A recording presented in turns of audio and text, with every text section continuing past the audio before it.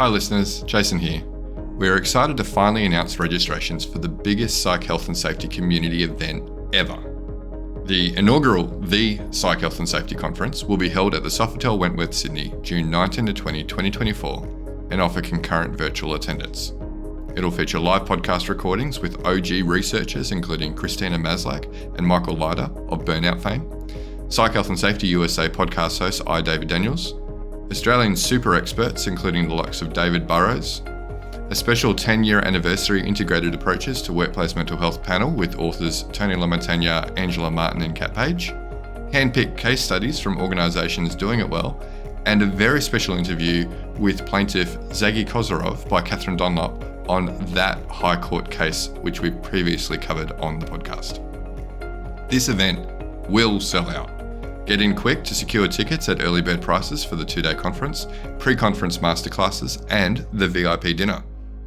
The first 200 in-person registrations also get a copy of her latest book, The Burnout Challenge, signed by Christina Maslach herself. Find out more and register at www.psychhealthandsafetyconference.com. Now, on to this episode. From Flourish DX, this is the Psych Health and Safety Podcast. With workplace mental health becoming a safety prerogative, this is the source of information on psychological injury prevention and health promotion. Hi, and welcome to the Psych Health and Safety Podcast. My name is Jason Van Schie, and I'm one of the hosts of the show. The aim of the podcast is to rapidly increase the knowledge and application of psychological health and safety in workplaces worldwide. To help with this, we have regular guests from around the world who are leading the way in this important area. But before I introduce our guest and topic for today, allow me to introduce my co-host, Joelle Mitchell. How today, Joelle?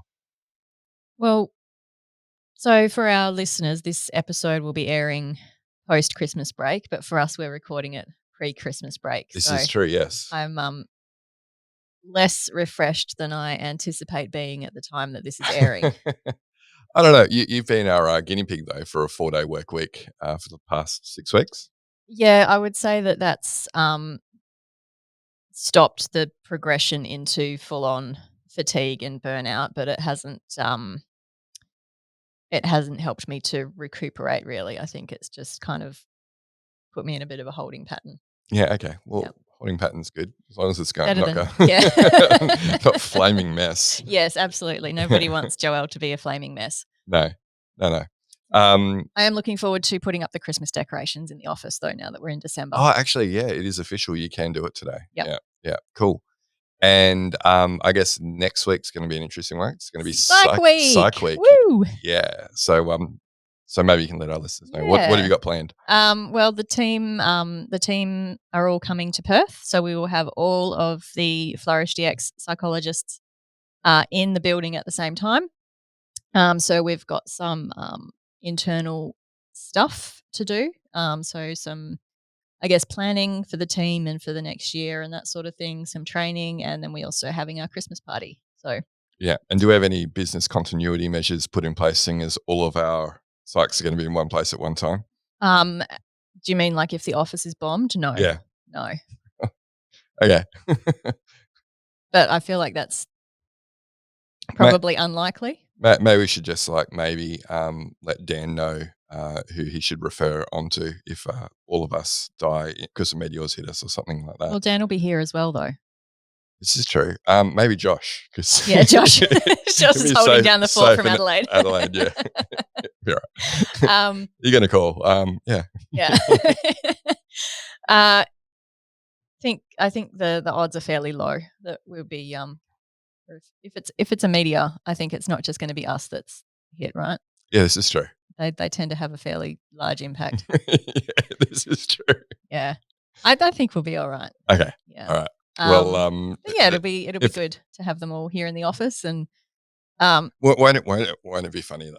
Like if this episode comes out and the meteor did hit. Well, I don't think this episode will be coming out if the meteor hit. No, but it's like held on a server somewhere, right? In like the US or wherever our podcast is hosted. So if it is produced and like scheduled to go out on a certain date. Yeah, I think that's unlikely before next week that will happen. We'll see. Anyway, there's a lot of ifs, buts, maybes. I think there's probably not. we you're work in you're really probabilities. stretching. If we're working on probabilities, yeah, you're right. It's probably pretty low. I would say it's the chances of it happening are infinitesimal. Anyway, we've got a guest We who's do, waiting for us. yeah. So we will see. Sure. Let's hope not. All right, so I'm going to introduce our guest in. Yes. He has over 18 years of operational experience serving as both a career and volunteer firefighter. He is a peer supporter and health researcher, having undertaken a postgraduate pathway of violence and trauma studies. He is senior firefighter, senior advisor, organisational development at Fire and Emergency New Zealand. A very warm welcome to the podcast, Josh Darby. Hey, thank you both for having me on. I've been plunged into a bit of a existential crisis with the talk of meteors hitting Earth, though. We have to rein it back in. If you survived what happened in New Zealand with all the floods and carnage, what was that, about 3 to 6 months ago? Yes, yeah, it was a crazy time. Yeah, and working in first response as well, right? So you guys would have borne the brunt of a lot of that. Yeah, it was just one after another there for a while. It actually impacts the research that we were doing. We had our national survey ready to go out around that time, and obviously we had to delay that given the impacts. So yeah, just one of those things that's becoming more and more part of our work is responding to these kind of natural disasters. Now, I believe it's beholden on me, for those who aren't tuning in on the video and listening purely to the podcast, to point out your amazing mustache. Yeah, amazing is a bit of a stretch, but it is a mustache. You can't see it after a month. And it is, of course, kind of the end of Movember. And I held on to this mustache just for you guys, with protest from my wife. But obviously with Movember being the funder of our program, it's a nod to them and the great work they're doing with men's health and wellbeing. Yeah, well, thanks to your wife for allowing you to keep it for a few extra days. Yes. That'll be it, though. The razor will come up straight after this podcast. You get home and she's just waiting there holding the razor. Yeah, absolutely. It's now. So, Josh, what podcast do you like to listen to? Yeah, I was having a think about this one. And while there's a few I listen to, I guess I orientate more around finding podcasts where some of my favorite thinkers kind of tend to end up on, which could be a few of them. So I follow some of Bessel van der Kolk's work in the trauma space, and Gabor Mate and Richard Rohr, who's a kind of favorite philosopher and theologian of mine. And so I kind of bounce across and look for ones they've done more recently. And looking for platforms, whether it's podcasts or, YouTube channels. One of the things I find difficult is just listening when it's just one side. I really like podcasts or platforms where they get this thesis and antithesis thing happening, from both sides, and interviewing them. And yeah, I love the debate that kind of, I've always been into debate. So I love that kind of aspect where podcasts kind of facilitate that. So if you've got any recommendations, I'm all ears. Yeah, I remember when we first started this, and Wade Needham said to me, yeah, you really want to get someone on and challenge them. But we tend to get people on who share the same views as us, which is the whole reason we invite them on. Yeah.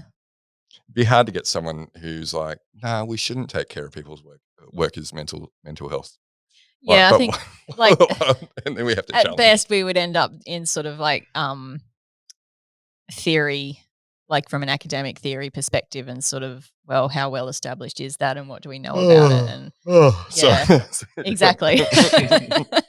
I mean, I'm sure that there's some people who would be really down for that, but probably not as wide a listenership as we currently have. So let's not alienate a chunk of our listeners by taking that approach. Did you have an answer for Josh? Because I don't really have any. Hamish and Andy are probably the only ones that probably debate things a lot.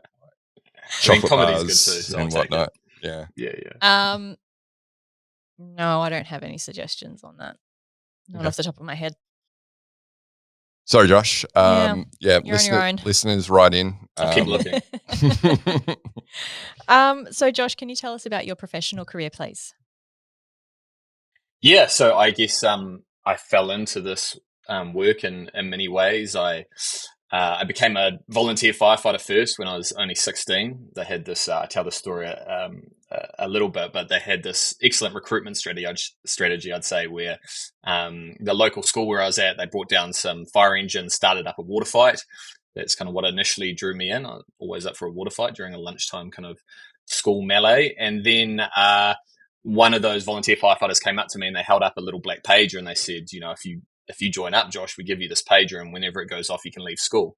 And at 16 years of age, I was all about that. So became a volunteer firefighter when I was 16.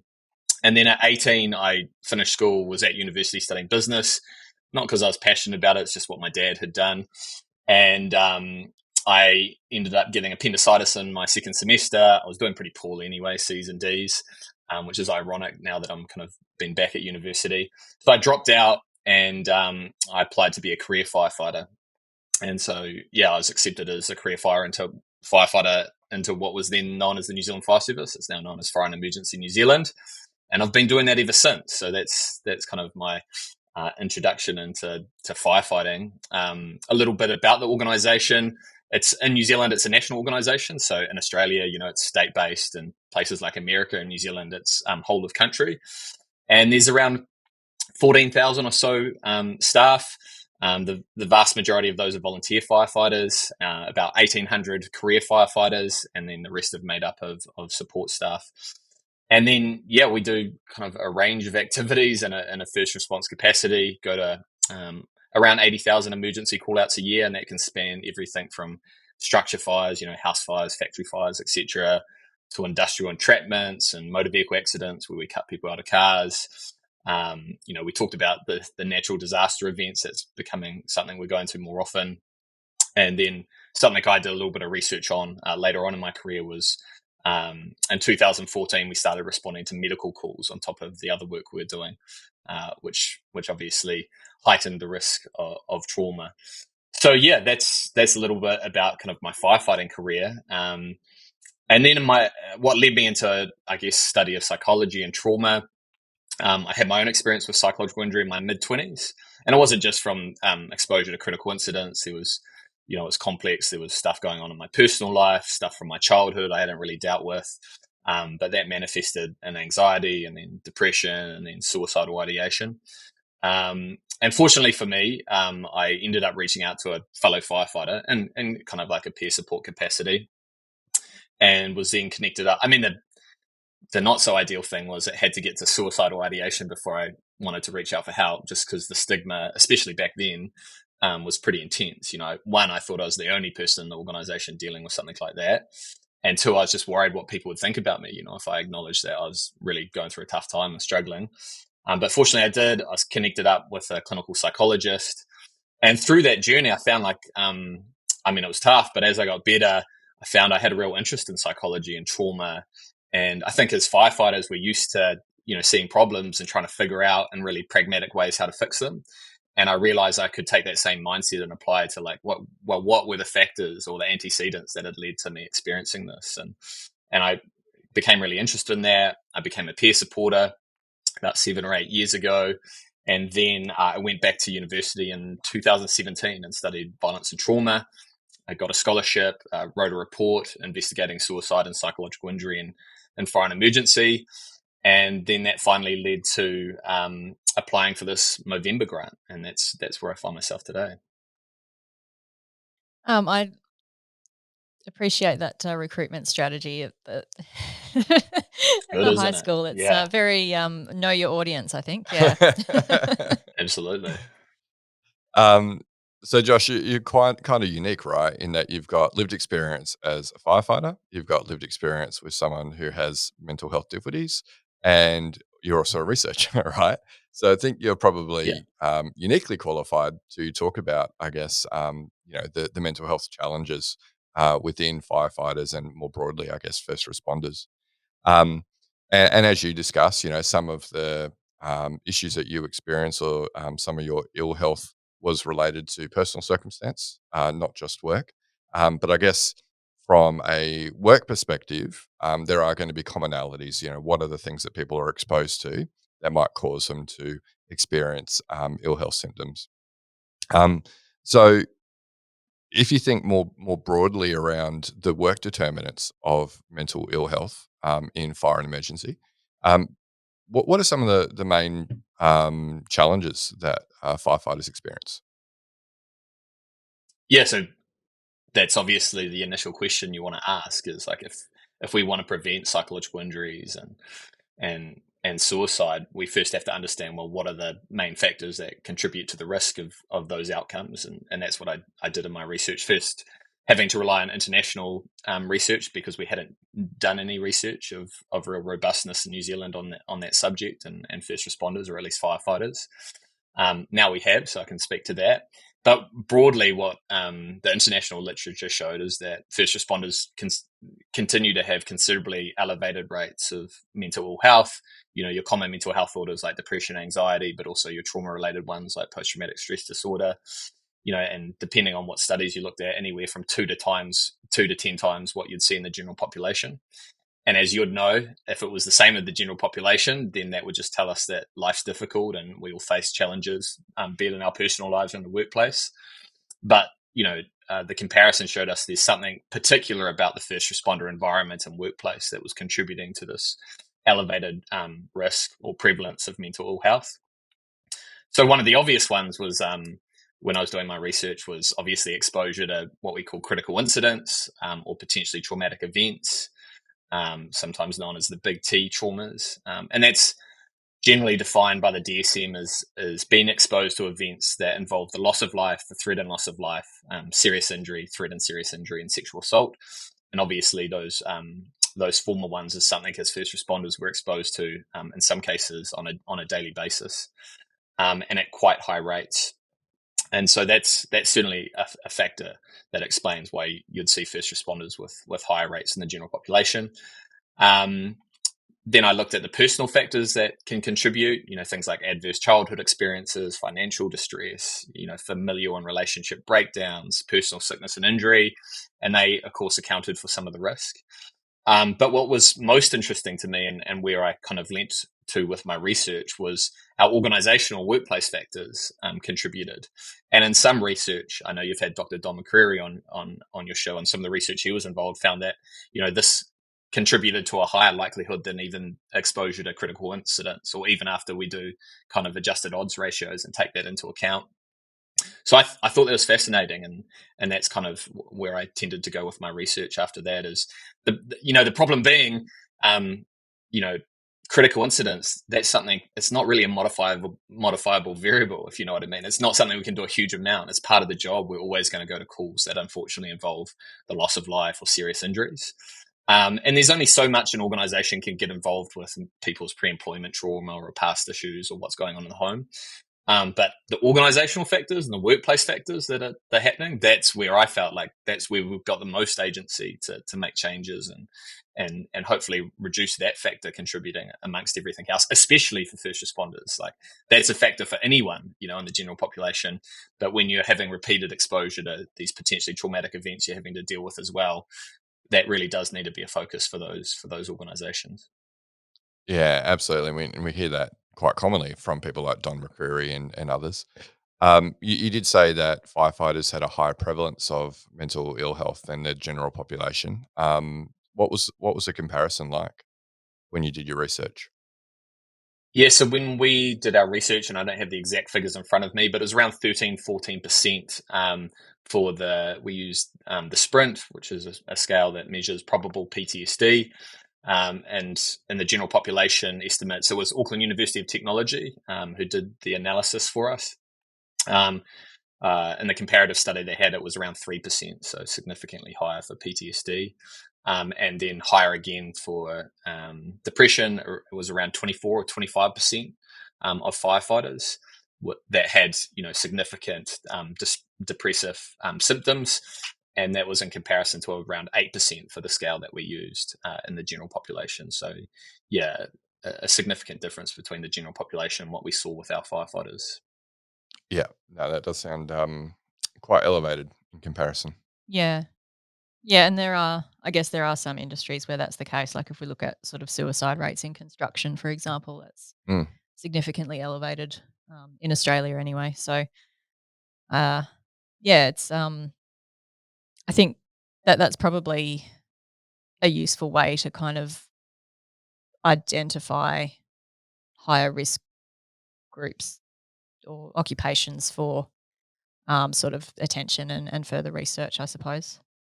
And whether it's certain people that are attracted to certain roles. Yeah, there's always the causality thing there. Yeah. Yeah. Well, that was an interesting one, right? Mm. Because that's a fair kind of rebuttal, and that's something that I get quite often. Maybe, Josh, it's just that we're recruiting particularly vulnerable people or people attracted to that role.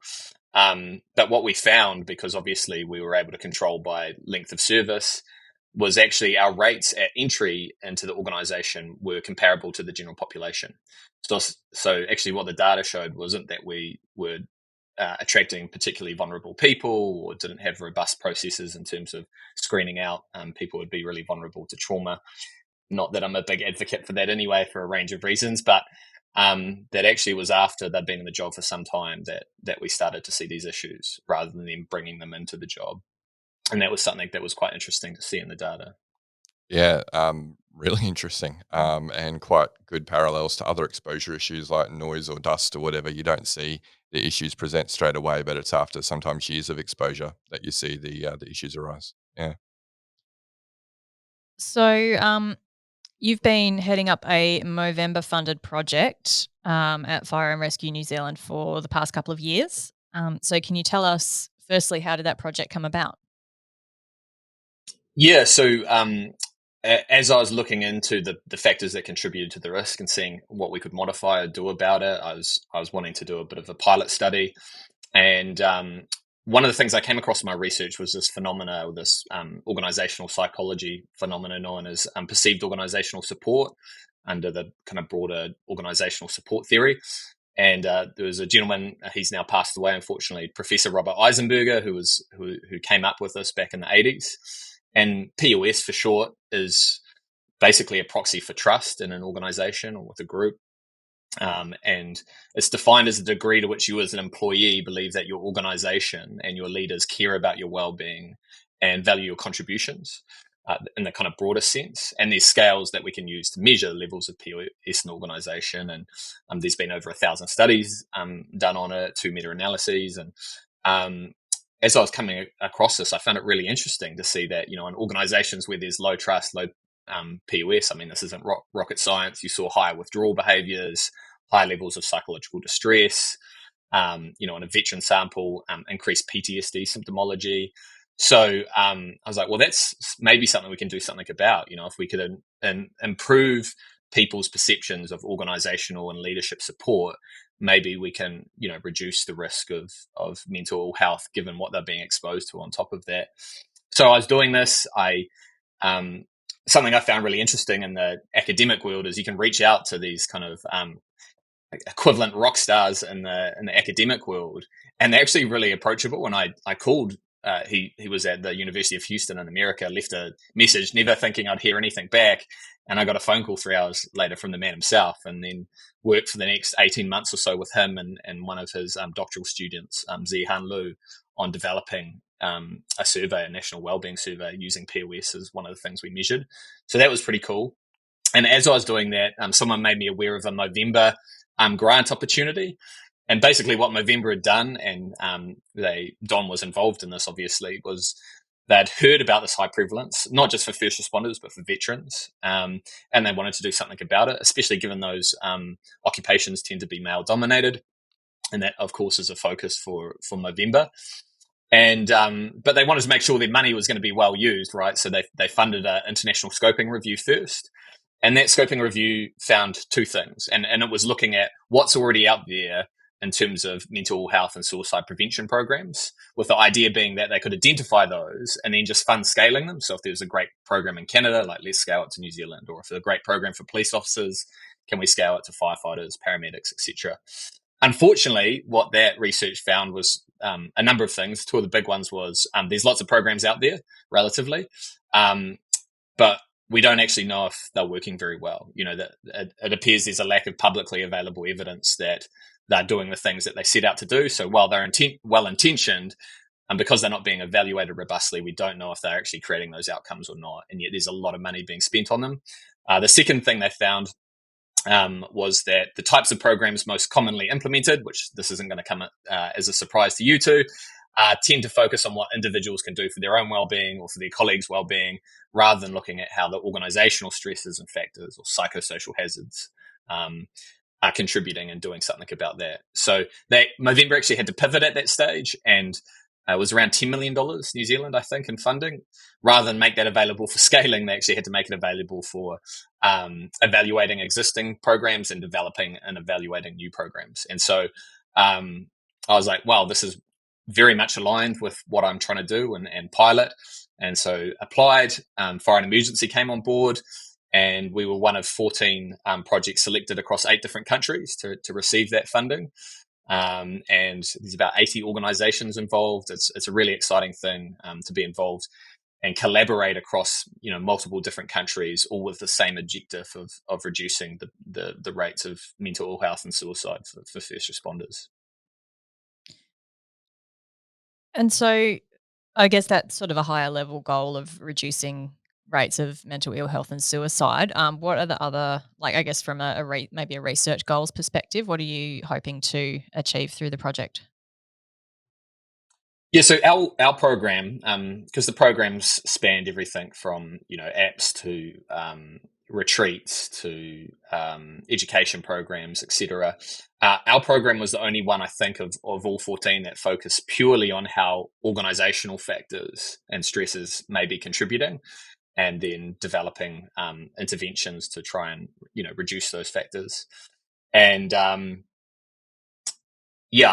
guess we had the opportunity with our program to really drill into first getting a national benchmark. So our survey went out to all employees within Fire and Emergency, and we got a really high response rate from our uniform staff, which included firefighters, but we also expanded it with the help of the organisation to ComSen. So you're over here, it's 111. I'm not sure what it is in Australia.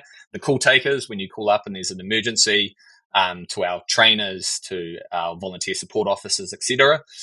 And we had about a 75% response rate. So we had around 1,700 people respond to the survey. 70% response rate from our firefighters, roughly 69, 70%.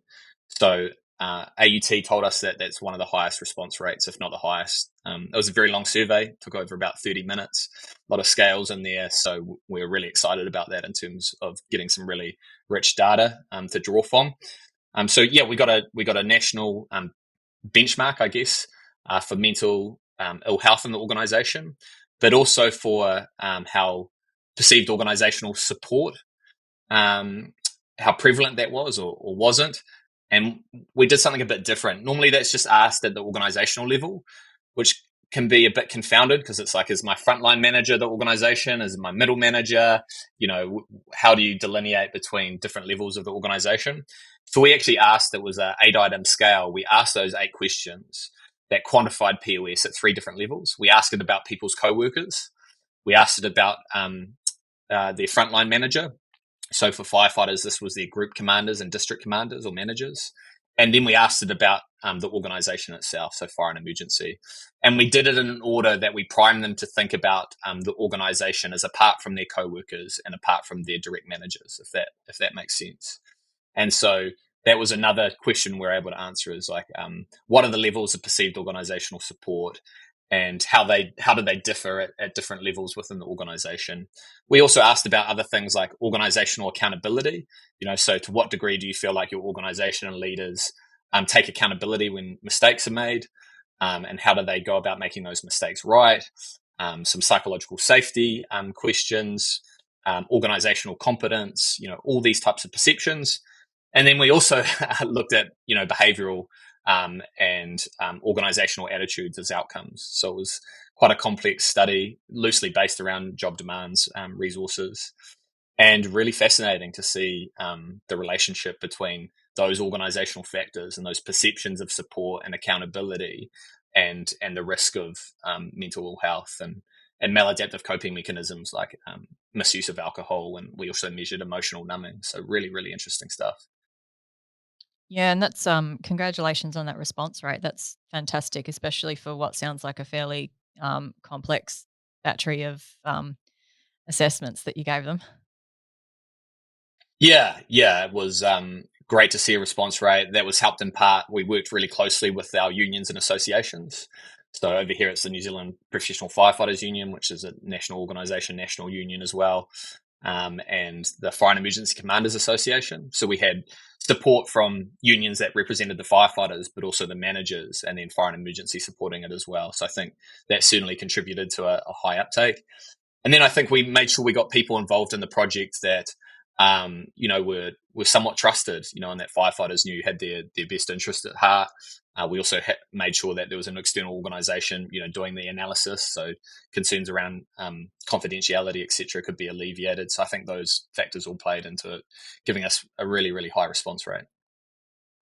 Yeah, and those are, I think, consistent with our experience as well, that if you do have union support, if you've got, I guess like health and safety representatives, for example, on board as well, that goes a long way to improving trust and sort of willingness to participate. And obviously having that independent third party doing all of the data collection and analysis is a significant contributor there as well. Yeah, absolutely.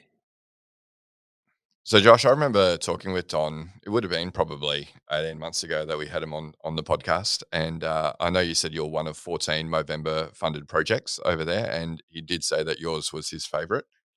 So what sets yours apart? What is different? What's different between your project and the other funded projects? Yeah, kind of what I alluded to before, insofar as we're really just interested in how the organisational factors might be contributing to these outcomes of probable PTSD, depression, anxiety, and some of this stuff like a lack of extra role performance and presenteeism, etc. And so that's how we built our survey, and then flying off the back of the survey, which is our benchmark, that's what we focused the rest of our data collection in. So we had this quantitative element, which is part of the evaluation, and we do another survey again, probably February, March next year. So at least 2 time points. Then we also did a number of workshops. So we workshop with around 500 career firefighters and commanders around. The survey tells us there's an issue here in terms of mental health outcomes, and that we know trust and perceptions of support are contributing to it, and a perceived lack of accountability. But what do those actually look like? We needed to flesh that out. So I think something we did, which was quite unique, was actually go to the firefighters themselves. That's been a big thing for me, is like your answers lie with your people. You need to tap into them and check in with how they're perceiving things. Whether you think those perceptions reflect reality or not doesn't matter so much. It's the perceptions that tend to count. And so we did that, and we had a team of 9 facilitators over about 2 months run these 3-hour workshops with all of the firefighters that were available in our case region. So we did a kind of case control design where everyone got the survey, but only the firefighters in the pilot region got the workshops and are going to get the interventions. Again, just to help us with that evaluation. And then AUT also did interviews and focus groups with the commanders, both in the case region, which is kind of Auckland and Whanaungatanga, and also a control in the Wellington district as well. And what I thought about a lot in terms of setting those workshops up is, how are we going to get our firefighters just to tell us the truth, just be straight up with us? And so I drew on, like, firefighters, like, generally speaking, just like straight talk. Not a big fan of spin or political correctness or anything like that. They just want you to speak to them straight. And so there's 2 sayings in our job on the shop floor, and excuse my language here, but one is the job's fucked, and the other is this is the best job in the world. So there's this real kind of juxtaposition between 2 extremes on a spectrum. And so in those workshops, what we tried to do is recreate the smoko table, right? That's where firefighters would sit around and talk about their frustrations with their leaders or their organisation quite naturally. So that involved some food. We made sure that at each workshop there was some food and a cup of tea. They sat around in tables in their crews, so they came on duty. And then we literally asked them, here's the saying, you've all heard it before. And you know that you've got it right when you say the thing and they all smile with a knowing smile. It's like, yeah, that's the saying. And so then we asked them, well, can you tell us what of your experiences or interactions within the organisation lead you to feel like the job's fucked at times? And that's where we started. But where we got to also, because I just didn't want this just pathological approach where it's all negative, we then got them to think about, well, what are the interactions with management or the times where the organization has got it right and lead you to feel like this is the best job in the world? Because the last thing we want to do is get rid of something that's actually you love about the job. So we tried to do both there. And so we got them to annotate that on Post-it notes first. We had a protocol set up around this. And then we gathered in those Post-it notes. So the Post-it notes stayed with them. Then in their groups of normally around 4, we got them to theme it. So they'd all have different anecdotes around their frustrations, but there would be a theme there that they'd self-identify, and it might be equipment, it might be poor leadership, it might be a lack of communication, it might be a lack of agency, so like an organizational culture issue. And they did the theming for us, saved us a bit of time on the back end as well. Didn't have to go and theme it all afterwards. And then they got to discuss it. Their table would shout out some of the stuff they got, and we started capturing it on a whiteboard. And so we collected all the Post-it notes, we took photos of the whiteboards, and then we ran through, a qualitative analysis on the back end of that. But as part of that, a really important part of that, we got them to tell us about times where their managers have got it right, where they did feel like their well-being was being prioritized, or they had the stuff that they needed to do their job well. And that was a nice balance for our facilitators, because as you can imagine, it can be quite heavy facilitating that. And there was some real raw emotion that came up as we did those workshops. So that was a really fundamental element of our project. Yeah, terrific to hear that, Josh. We work with our clients to try and help them at scale to understand the sentiments of many, right? And then clearly identify, what are the biggest psychosocial hazards that we need to focus on. But there's no better way to really draw out the complexities, the granularity, than actually speaking to people and doing that qualitative investigation like you guys did through the workshop. Great to hear that you also focused on the positives rather than the negatives. There's a reason, right, that people became a firefighter to begin with, and it's not because the job is not good. It's also because there's positives about doing the job as well. So it was great that you spent that time fleshing that out. Yeah, and I guess the final aspect of it is not only did they flesh out the issues or times where it got where things went well. We then, in the second half of the workshop, we did 2 things. Is we incorporated what's called a nonviolent communication protocol, NVC, developed by Dr. Marshall Rosenberg, which is a communication kind of protocol. Because one thing, I imagine it's difficult from an organizational perspective just to hear all this negative stuff, and I'm sure they've heard it before, and it's not maybe leading to the outcomes that we want. So we wanted to try something different. And so we tried to use this MVC protocol where the firefighters were asked to make observations, or we tried to turn them into observations rather than just judgments with a lot of language attached. We then had feelings and needs sheets handed out, and that's quite something a bit different for firefighters. You could imagine some of the faces when you hand out a feeling sheet. But we asked them, say your frustration is you've been in the job 5 years and you've never met your manager, how does that leave you feeling? And so they had to articulate 1 to 3 feelings.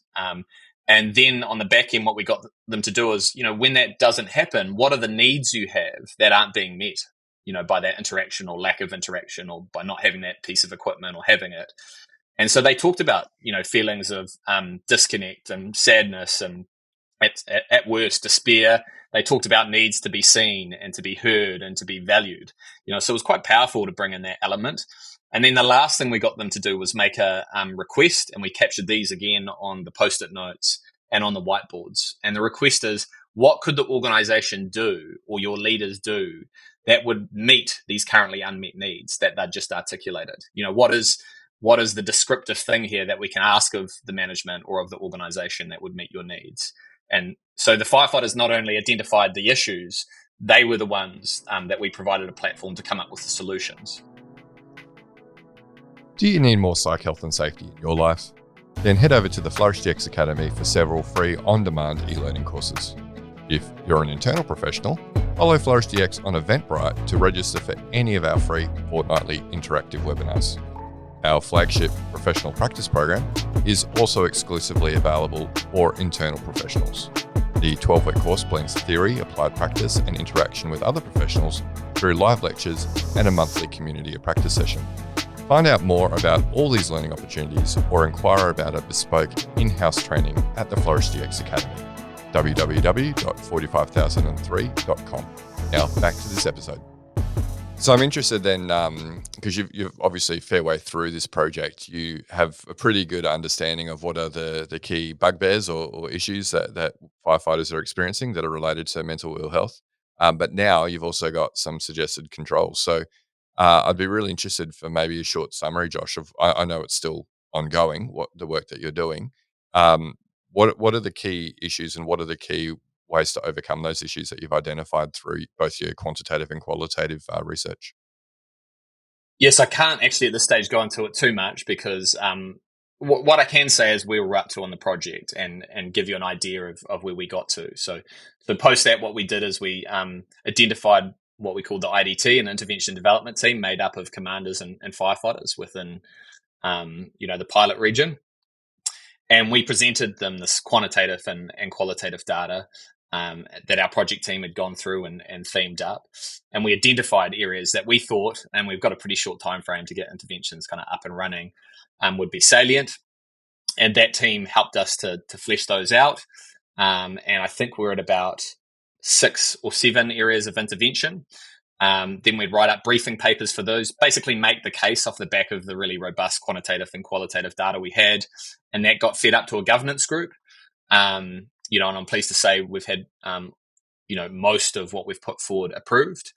And now we're just in the process with those, with that development team and operationalizing those interventions. But to give you a bit of a flavor, and this, we can maybe do this again in 6 months' time when we're further along the process.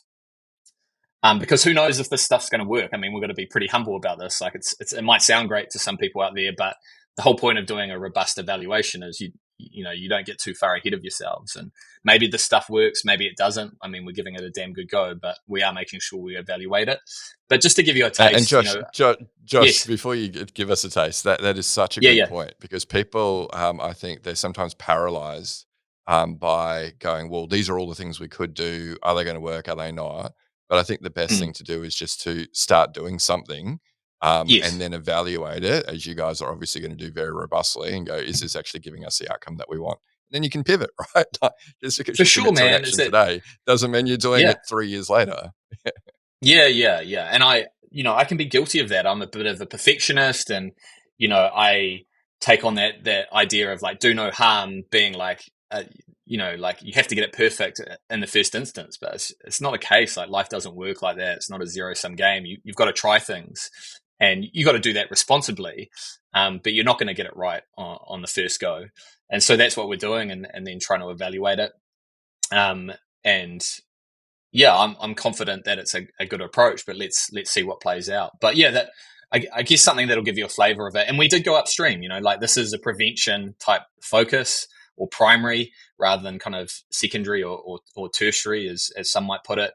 And so we've really tried to think about things that we can make a difference in, and unfortunately it's tough. Like I understand now why some of the other programs focused on the things they did rather than kind of organizational cultural change or psychosocial hazard. It's tough, it's hard to do. But one of the themes that was pretty obvious, that I'm sure won't be a surprise to anyone, is people not feeling heard and not feeling seen, not feeling like they've got a voice, and that being catalyzed by a lack of interaction, with their leaders. And so then their need and their request was to have some more of that face-to-face time with their managers. But then, of course, there's complexities to that, and obviously you get that. It's like we also spoke to the managers, and that's another thing we did. We didn't just do this with the firefighters; we did it with the commanders as well, to give us, well, what's the other side of this? Like, if the firefighters are saying, well, I'm not seeing them often enough, well, why is that from the commander's perspective? And so then, of course, they start articulating the issues, in terms of the workload that they're having to prioritize, or, too much workload, which is limiting their ability to get out to the stations and do that face-to-face interactions, or, historical issues, which is leading to tensions or even a fear about going out to the stations. So, of course, all these complexities start getting unearthed. And one of our program, we had a few program values which might be worth mentioning as we went into it. And one of those is that we'd seek win-wins, right? Because very quickly devolve into quite partisan work. Like, you're taking the side of the firefighters, you're taking the side of the organization. And we felt like someone said to me, there's either win-win or lose-lose. There is no win-lose, and that really stuck with me. And so we really wanted to find interventions that would be of value to our firefighters, but also to our commanders as well, and the organization as a whole. Another value we had was name the elephant in the room. And I think some of you have a background in psychometrics. In terms of the big five, I'm quite high in disagreeability and directness or assertiveness, but luckily quite high in compassion. Otherwise, I'd be a bit of a dick, I think, and some might say I am at times. But naming the elephant in the room was really important to us. Like, if there's stuff going in the organization that isn't helpful, right, and that's creating harm, we need to be able to call that stuff out for everyone's benefit. And, so far we've been able to do that to a large degree and just be honest with the organization about, what their people have been saying. And then the final thing that I think, because this can be tricky to do with an organization, there's a level of vulnerability at an organizational level that happens when it's like, all right, we're going to do a national survey on well-being and look at the organizational factors that are contributing. And so one of the quotes we had by Alexander Solzhenitsyn, he said, if only it was so simple, if only we could separate the good people from the evil people and destroy all the evil people. But the truth is, the line dividing good and evil runs through the middle of every human heart, and who's willing to destroy pieces of their own heart. And I quite like that, as a philosophical kind of foundation to going into this work. Like, we're not here just to create a scapegoat and lump all of this onto one individual, one part of the organization. Like, we're all contributing to this in some ways. But we also know from the research that there is a really significant responsibility that organizations and leaders need to take on. And we made it clear that that was going to be our focus, but with the caveat of, like, this is how we're going to try and approach it. Yeah, and fantastic. Yeah, to hear that. Often, I think when organisations go into consultation with workers, they think, "Oh, workers going to ask them for some things that we're not going to be able to change, and we don't see value in doing it. Otherwise, maybe we would have been doing it already." So great to see that you were able to come up with some win-wins, because healthy people and happy people, it's generally good for everyone, right? Like, Yeah, for sure. It's like, when you have workers, and we saw this in the research outcomes, like workers who felt supported by. Oh, I've got some here. It might be of interest to you. I'll just run you through some of those outcomes from the survey in terms of those, if that's of interest. So we found, and I'll just refer to this so I get it accurate. We found that high exposure to, and these were odds ratios, so always and they were adjusted. I think for gender, we adjusted them for trauma exposure, because that's a pretty obvious confounder, and length of service. When I say we, AUT did. So high exposure to potentially traumatic events versus low exposure. Those with high exposure were almost 2 times more likely to report one or more of those mental ill health conditions. Where it got really interesting, so about 2 times the likelihood if you've got that high exposure. When it got really interesting, though, was high perceived organizational support versus low perceived organizational support. 2.8, so almost 3 times more likely if you feel well supported and like your leaders and organization are prioritizing your well-being and actually value what you do. You're 3 times less likely to report those, pretty significant mental ill health outcomes. So even more so than high exposure to potentially traumatic events. And then the other one that came through. Pausing there for a second, Josh, because I know in first responders organizations, there's this real big focus on exposure to trauma, right? And you're saying, like you said earlier, this is something you cannot change. But organizational support is something that the organization can change, right? Like, they can choose whether they're supportive or whether they're a dick. Yeah. I mean, that's our hope, right? That there's things that we can do that can shift the dial when it comes to people's perception of how the organization is treating them and valuing them. And that was even more. I'm sorry, and sorry to interrupt, but that's even more important, or even more strongly related to people's mental health or lack of, compared to trauma exposure as well, right? The thing that is actually within the control of the organization. And I'm glad I can talk a lot, so it is good to just stop and let that sink in, is that people's perception of how their leaders and organizations supported them and the degree of trust there contributed to a higher likelihood of reporting mental ill health and high exposure versus low exposure to these potentially traumatic events or critical incidents. So, that's good news and bad news. Like, not great that was high. Unfortunately, in the survey, only 6% of the firefighters felt, highly agreed that the organization cared about them. Right. So that's the bad news. The good news in some ways is it's highly associated with mental health outcomes. So if we can do things where the firefighters genuinely believe that their organization, their leaders care about them, we can potentially, reduce the risk for these, really terrible mental health outcomes. So that, and there were a whole range of things we measured in terms of potential predictors of this, but the two that like at the managerial level, we measured it. Psychological safety to some degree we measured, organizational competence we measured, but the two that came out on top in pretty much every analysis was organizational support at the organizational level. So that's kind of at the executive level or higher. It did have an effect at the middle management level, but it wasn't the same as the organizational level, which was quite interesting. The other thing was organizational accountability. Like, it was those two things. Sometimes they changed places, but it was always those two things that had the highest kind of impact in terms of those odds ratios. So like high organizational accountability, so those who perceived high org accountability versus low were 2.4 times less likely to report mental health. Or you can flip that around the other way, right? If you don't feel like there's your leaders in your organization are taking accountability when they make mistakes and seeking to make it right in a meaningful way, you're pretty much 2.5 times less likely, as per this data, to report mental ill health. So that was quite interesting. That was also the case in terms of some of these maladaptive behaviors that we measured. Alcohol use, I think it was around 2 times more likely for perceived organizational support, and about the same for perceived accountability. We also measured positive well-being, again, trying to bring that strength-based approach as well. So we measured resilience, interesting one, debated one, but we also measured this phenomena of post-traumatic growth, which I'm sure you've both spoken about before or come across.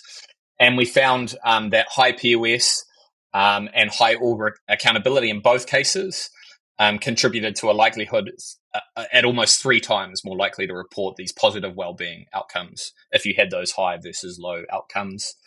And then we started to get in quite high odds ratios, high POS, high organizational accountability, reduced by close to 5 times levels of organizational cynicism. And these are validated scales where, you got high organizational cynicism in an organization, like watch out. And what we found is upstream of that was, perceived levels of trust and accountability and support. And then when it started getting really high, was in terms of high effective organizational commitment. So like, how connected you feel to the organization. 10 to 12 times more likely if you are high in perceived organizational support or perceived accountability, and 6 times more likely to report extra role performance if you perceived high organizational accountability.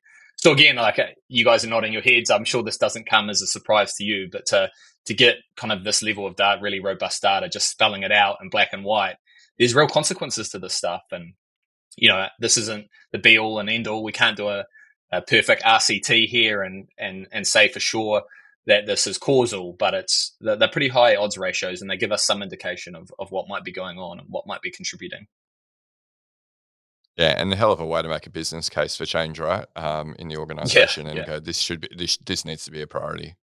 Were you able to absolutely. explore interactions between perceived organisational support and exposure to trauma? Like, was there kind of a relationship between those two things? So was exposure to trauma, or the impact of exposure to trauma,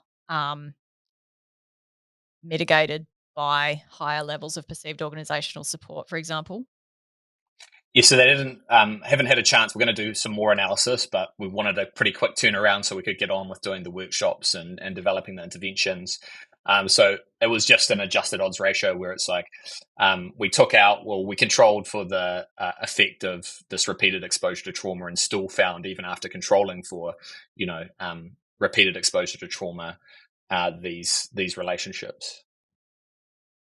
Yeah, it'd be interesting to see the relationship to, I guess, moral injury as well as part of that. Yeah, because there's I guess there's always that that argument that, well, you know, trauma is part of the job, so what can you do? Nothing. Sort of tends to be the conclusion there. Um, but yeah, I guess if we take the trauma exposure as a constant and say, well, we can look at this perceived organizational support as a variable there. And yeah, while that exposure to trauma is constant, where perceived organizational support is high, we have reduced negative outcomes of that. And we can see the opposite when perceived organizational support is low. Then that certainly goes away to discrediting that there's nothing we can do kind of an argument. For sure, and when you're able to control for that to some degree and say, well, yeah, we did statistically control for people's exposure to trauma, and we still found these quite large associations, it does really make that case. So, these were certainly interesting. We found, in terms of the repeated nature of the exposure, we found a pretty linear relationship, especially when it came to probable PTSD. So, pretty much for each additional bracket of length of service, so 0 to 1 years, then 1 to 3, 3 to 5, you just see this rate of prevalence increase with each additional kind of bracket, which points to this idea of a dose response relationship between the stressor and the outcome, which isn't always reflected in the legislation, right? I don't know about over there, but over here, it's like, unless it's a single event, it's kind of not a thing. So yeah, there was all these really interesting findings come out. We found that our ComSen operators, so the 111 call takers over here, had even higher rates of mental health than the firefighters. So for PTSD, it was over 30%, right? Screened for probable PTSD. It was around 50% for, moderate to severe depressive symptoms. And I think that points to, in part, they have what we call this risk of, as you know, vicarious trauma or secondary traumatic stress. Like, they're not on the scene, but they are still being exposed, and that's having an impact. But they're probably also lacking some of the protective factors that firefighters have inbuilt into their job. Like, as part of our job, we get some time to go to the gym. As part of our job, we've got these smoko times that aren't completely protected because we can get a call at any time, but there is a bit of time to process there. There's this probably protective factor of how the public looks at us, and so you can start to see how different job and workplace factors might mean that, even though our rates are high as firefighters, when you go to the ComSen operators, where they are just going from call to call, there's perhaps not as much break time or work overload, maybe some organizational factors at play uniquely for them. You're seeing even higher rates again of some of these mental ill health outcomes. So we're having to try and explore that as well and see what might be occurring there. Yeah, that's a whole other podcast, I think, talking about those things. That's a really I think that there are lots of those groups of professions or occupations who are actually at really high risk of vicarious trauma, but we don't really think about their roles in that way because it's and people like that who you kind of would generally think of as a call center operator rather than a first responder. But in terms of the work that they're doing, it really is first response. But yeah, if you think about, what are the characteristics of the job that the firefighters are doing, and they are actually in there doing that work as a team, and then they're able to talk about it as a team afterwards, even if it's just like an operational debrief after that call out, they're still having that conversation about what happened. Whereas if you're on that call, you finish that call and then you're on to the next call and you're basically doing it by yourself. You might be in a room with other people who are taking similar calls to you, but you're not really in that team environment to have that shared experience of something. So I imagine it could be quite isolating. Absolutely agree. I think that isolation factor, and also just the degree of agency. Like, we understand that trauma happens in a context of your capacity to cope being overwhelmed, or a felt sense of a lack of agency or helplessness. Even though you're faced with that as a firefighter, you've got your tools and equipment that you can actually affect a change, right? And that's going to be protective. And the call center operator less so. It's likely you're gonna feel more helpless on the end of the line when someone's trapped, saying, I'm trapped in this building and please help me. Yeah. Yeah. All that you can do is say somebody's on the way. Yeah. Yeah, very challenging. So next steps for this project. It sounds like you've got some interventions to run and then reassessment. Is that accurate? Yeah. I mean, to be honest, the biggest factor that we're dealing with, right, is organizational cynicism. And I'm sure you get this with the people and organizations you work with. We did an evaluation of the workshops, which basically found generally people really enjoyed the workshops, enjoyed, the people facilitating them and how it was facilitated and the protocol and all of that. The outliers in terms of that evaluation is we asked them about how confident they are the organization is going to follow through on those, that what they've said and what they've passed on is going to be used tangibly and meaningfully, and something is going to happen. That's where it was like people just didn't feel that. And so that's the challenge we face now as we look to operationalize. We've got all this great data. We've got these great insights from our firefighters and from our commanders, but there's still a lot of cynicism, that's going to translate into something meaningful. And so that's the challenge now, is actually how do we work within, and it's not just fire and emergency, this is the case with many big organizations, especially in the public sector. It can be quite slow moving, quite bureaucratic, lots of red tape. How do we get stuff off the ground in a robust and well thought through way, but also in a way where it doesn't take 5 years, to start feeling some changes and impacts. And so that's where we're at the moment, is working with our teams to get these interventions on the ground. We're doing a bit of a roadshow in the new year, just letting the firefighters know, what we found from the data, what's being implemented, doing that with our commanders as well, of course, and then having that reevaluated by Auckland University of Technology. University of Canberra is also involved. They're doing a return on investment evaluation as part of this as well, and then making the iterative changes. So yeah, we'll be working on this through till April, doing that evaluation, seeing what worked, what didn't, and then trying to assess where we go to from there. Well, I think we'd definitely like to get you back on maybe once you've finished that research and you're allowed to talk about all of the findings. I think we get him in for the second running of the Psych Health and Safety Conference. I think it'd Oh, be yeah, that an would be a good amazing idea. case study. Yeah. Definitely.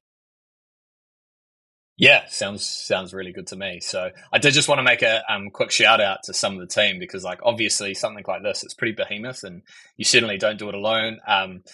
Don's been really helpful, being able to bounce stuff off him, as have November and their team. But within the organisation, we had Dr. Kate Bone, who I think you've had on recently. She came across. We kind of nabbed her to some degree from the sector, and she's been involved in helping us develop up and evaluate some of these workshops, more of the qualitative side.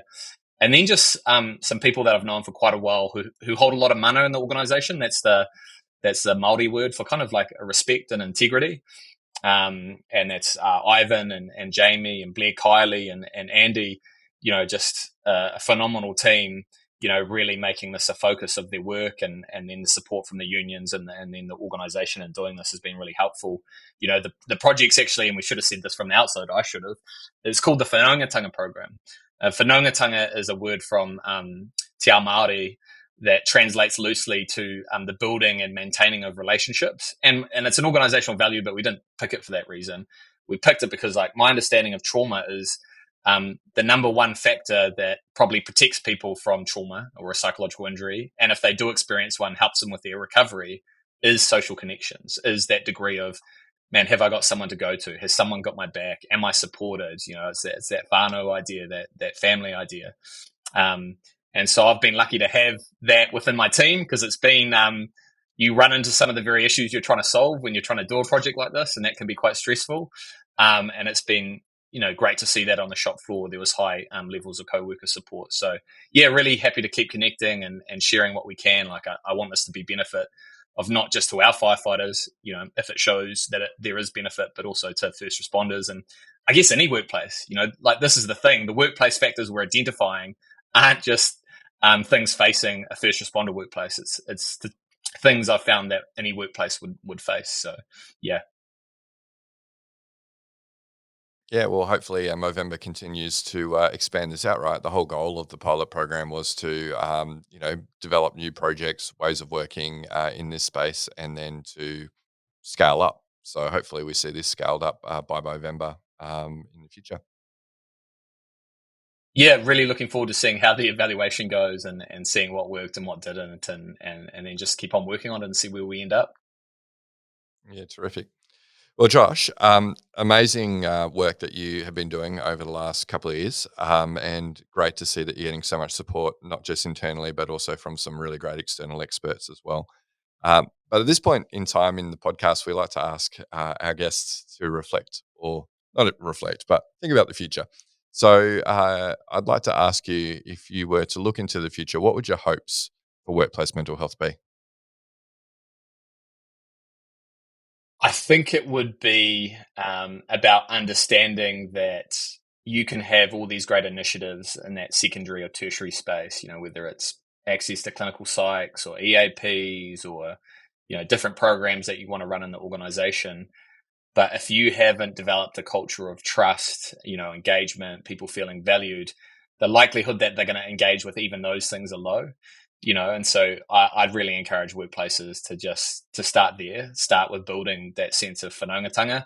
And part of that involves, unfortunately, and it's difficult, taking accountability, acknowledging past wrongs. What's interesting, I think, is that most firefighters don't expect their leaders or organization to be perfect. They just want them, when there are mistakes made, which are going to be made. Just ask my wife; I make them every day.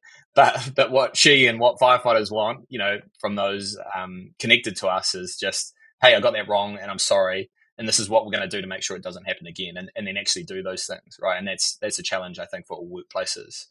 So I'd love to see, a focus on that. And I think, no surprise to you guys, is there's a lot of stuff out there in the moment around what we need to do for our own well-being and looking out for our mates. And I like this saying, you're 100% responsible for your 50%. But the other 50% here is what organizations and workplaces need to be doing to take accountability and ownership of their worker well-being. And that can't just be stuff like EAPs and, a yoga session and a well-being, one-off-one well-being seminar. So I think those two things, focusing on that organizational culture piece and focusing on the organizational responsibility and factors contributing to well-being, we're going to be in a much better place. Certainly thanks to the work the likes of both of you are doing, if we keep heading down that track. Yeah, like you say, Josh, it's a shared responsibility between the employer and the employee. I guess historically we looked at more at the individual level, but it's time to rebalance that. It'd be pleasing next time if Movember were to repeat this, that half of the organisations have more of an half of the funded programs have an organisational focus and not just 1 out of 14. So I'm glad you guys have been doing this in a really robust manner, and it seems to be, yeah, whatever you find out of it, I think is going to be something definitely that can be quoted because you've obviously done this in a really, really good way. And the findings are really relevant, like you say, not just for first responders, but has high generalizability across all industries. Absolutely. So, last question for you, Josh. Do you have any words of advice for listeners who are interested in working in the field of psychological health and safety? Well, that's a big question, isn't it? Yeah, I think make sure it's a passion, because it is difficult at times. It's interesting to drop out of university, studying business with kind of C's and D's, to re-engage 10, 15 years later and do pretty well. It's just because I found something that I actually cared about. And you talk about the why thing. I had a big why. I lost one of the guys off my recruits course to suicide. I had my own personal experience. We had a number of other suicides of people I knew in the organization. Like you've got to have a why that's driving you, and you've got to understand that why. And I also think you need to be far enough along that you're operating from a place of maybe a scar rather than open wound. I think if you're really angry and frustrated about it, you're going to interact with organizations or leaders in such a way where it's just going to engender more defensiveness. So yeah, like there's a need to hold, people to account, including ourselves, but there's a way to go about that.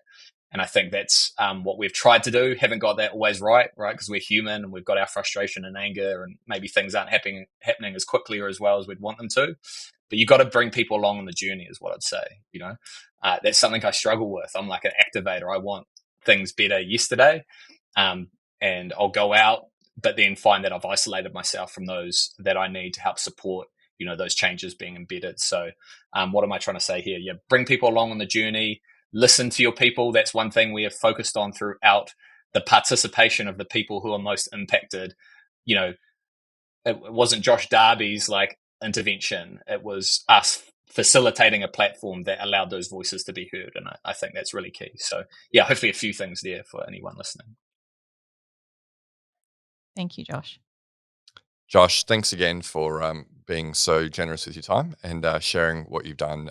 Really, again, fantastic work, and looking forward to hearing back in another maybe 12 months about, the progress that's been made and how it's been evaluated. Absolutely keen to do that.